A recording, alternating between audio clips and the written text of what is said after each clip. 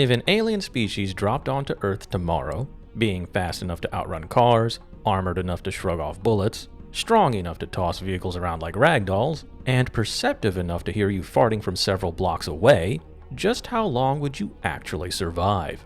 Well, today we're diving headfirst into the nightmare of A Quiet Place's universe, quickly dissecting the origins, abilities, and weaknesses of the Death Angels, all in order to figure out whether you stand a chance or whether you'd get folded like a cheap lawn chair before day one even ends. So do us all a favor and shut the hell up and pay attention, because we're about to see if you could survive a Death Angel invasion.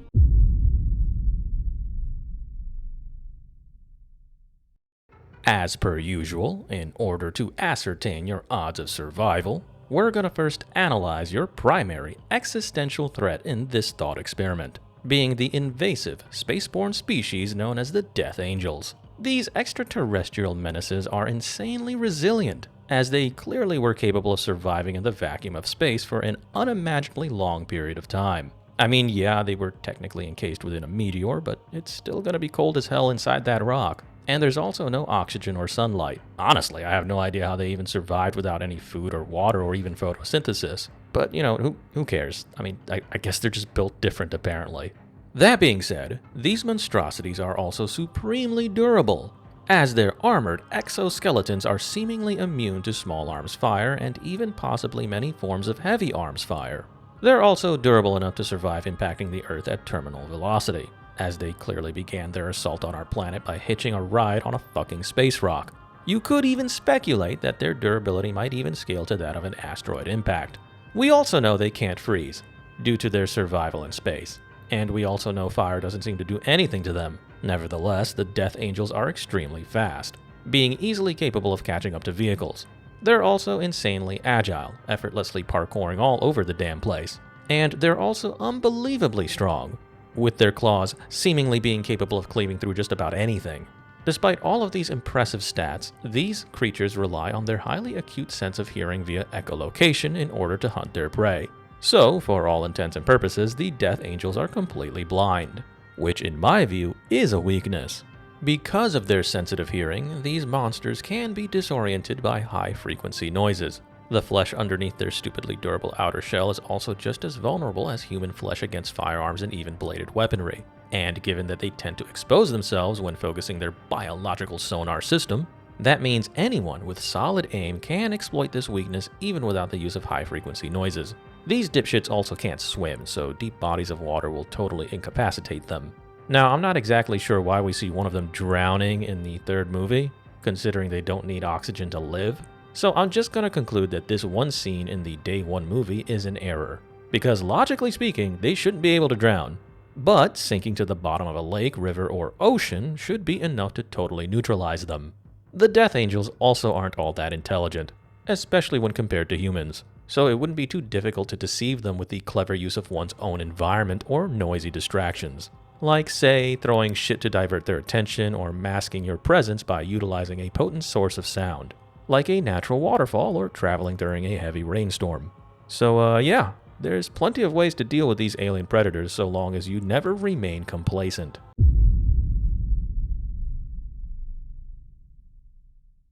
While an individual Death Angel can be a serious threat to your survival, nothing compares to the actual scale of their invasion of Earth. This invasive species literally began their assault on our planet like a bunch of helldivers, dropping in on seemingly every major continent and metropolitan area on Earth. We know, from canon material and interviews, that the Death Angel invasion had multiple epicenters, with Moscow, London, Mexico City, Shanghai, New Delhi, and New York City being confirmed landing zones. Even smaller suburban towns like Millbrook, New York were hit on day one. So it would be safe to assume this is a global assault that occurs simultaneously across the planet. Hence it makes sense as to why the militaries of the world weren't able to successfully repel the invasion.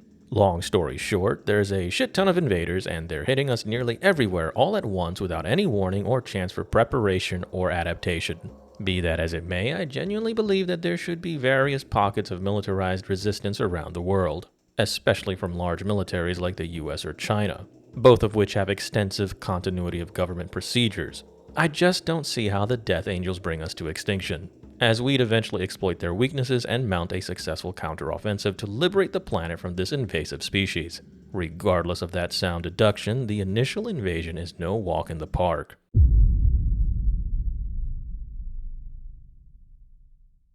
So, given everything we've covered thus far, what would your odds of survival actually be during a Death Angel invasion?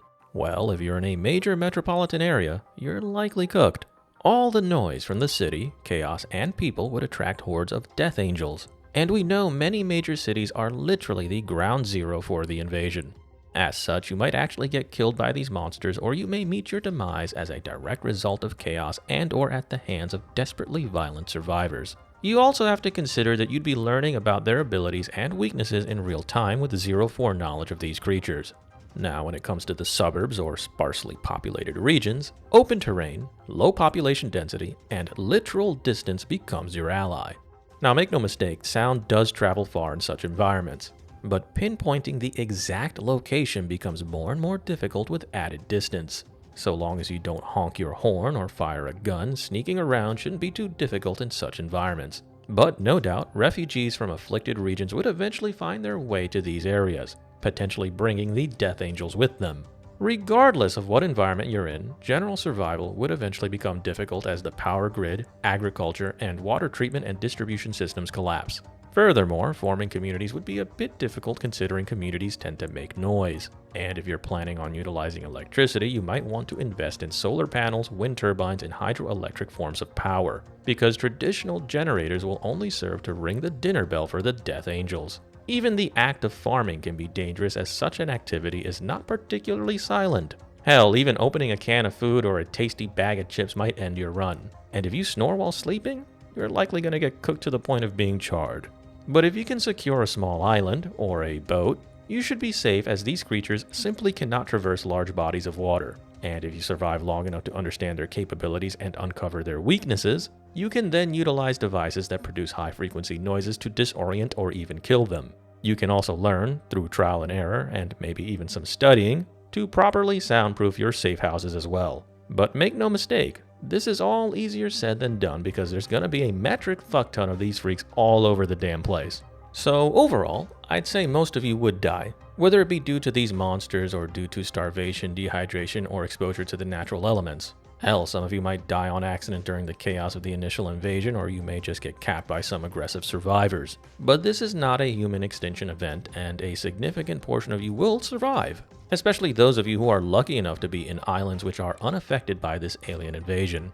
Anyways, if you like this sort of content, please like, share, and subscribe to the channel. Click the bell as well, that way you may be notified when I publish a new video. And also remember that you may opine anytime if you feel so inclined down in the comments section.